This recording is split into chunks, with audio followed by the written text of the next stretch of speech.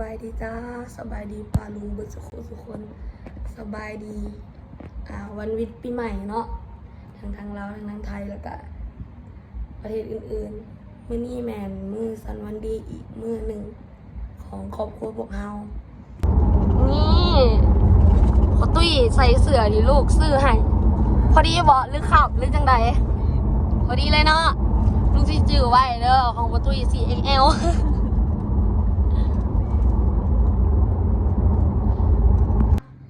มื้อนี้ไอ้น้อยงามบ่บอกก่อนมื้อนี้ไอ้น้อยงามบ่งามร้ายสิลูกงามบ่โอเคขอบใจก่อน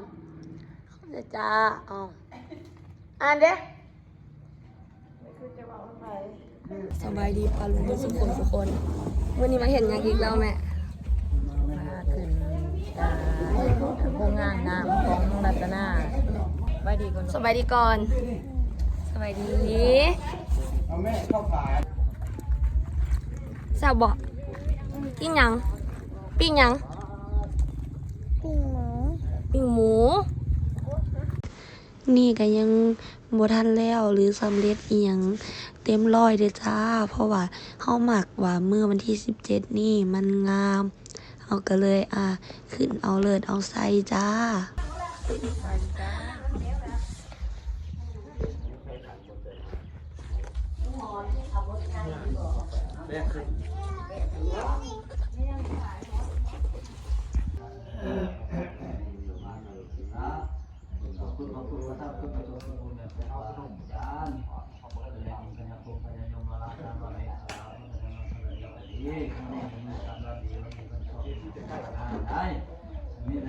ถือว่าจะได้ทำของได้ทำอะไรทำมา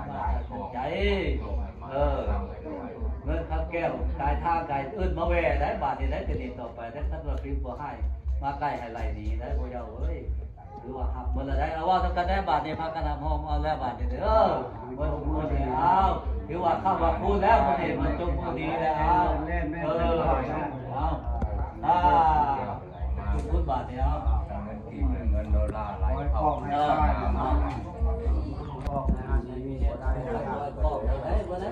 ผลิตน้ำก็ให้มันได้หลายๆมันยืนแม่เลยสะดวกนะพอประกาศเอาแล้ว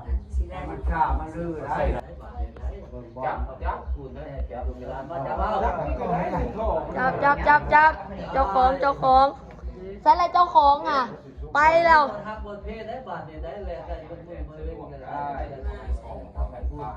บ้านเมืองประเดี๋ยวถ้าใช้ได้จะดีต่อไปนะป้าอยู่ไหนเนี่ย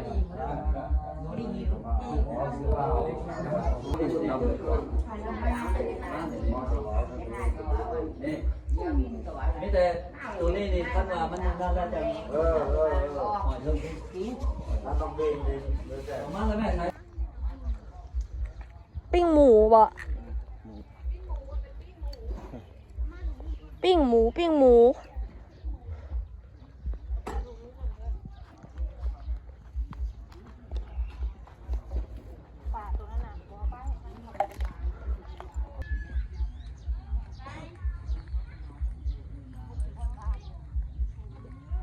ตอนนี้ก็ยัง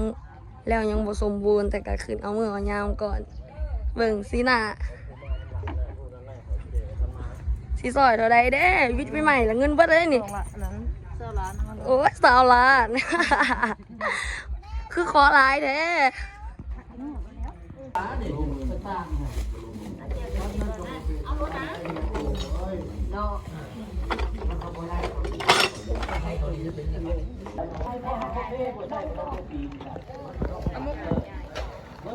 เรื่องเพศต้องโคตรดีนะจะได้เห็นได้จนได้เจ้าขาย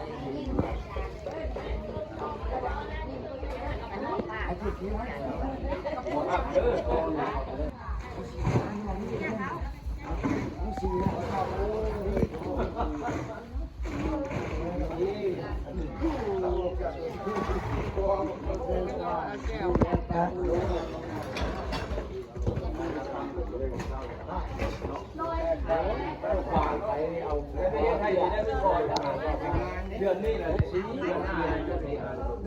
วันที่1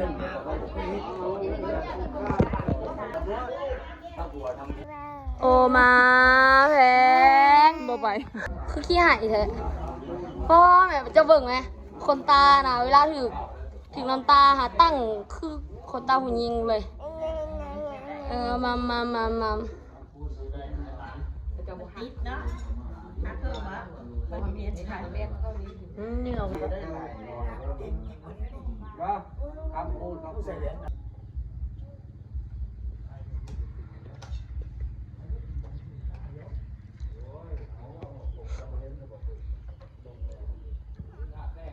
มาทางนี้ก็เป็นต้นยางพาราอันนี้ปูหญ้าไอ้ไผ่เราปลูกไว้ให้น้อยๆก็บ่ฮู้ดอกว่าสิจากต้นน้อยๆก็สิเคยเห็นแบบต้นยางพาราน้อยๆแล้วก็เห็นเถื่อแรกเลยที่แบบว่าเห็นเถื่อนแล้วเนาะเพราะว่าแต่ละเถื่อนน้อยๆก็คาเฮียนบ่ได้มาเลยฮ้อนแฮงบ่ไอ้หมดก็ฮ้อนเนาะมื้อนี้เนาะแล่นไปเจ้านั้นเจ้านี้มา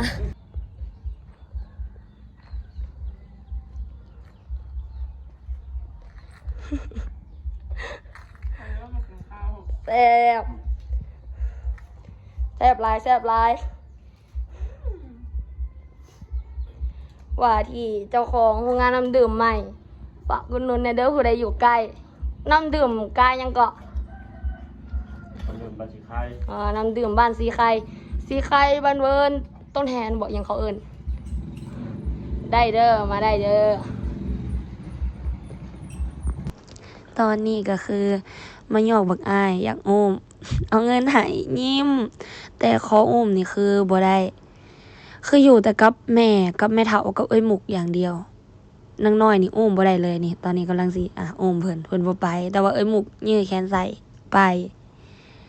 ก็บ่ได้ค่อยได้เห็นกันปานใด โดนๆสิเห็นเถื่อโดนๆสิได้อุ้มเถื่อนี่น่าเห็นกล้องแล้วรับตาปิ๊งๆคนตา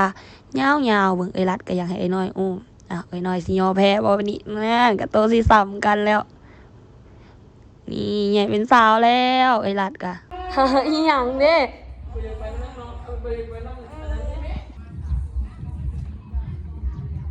ือที่รถสลิง จะอยากไปน้องข่อยวะ ที่ไปใส่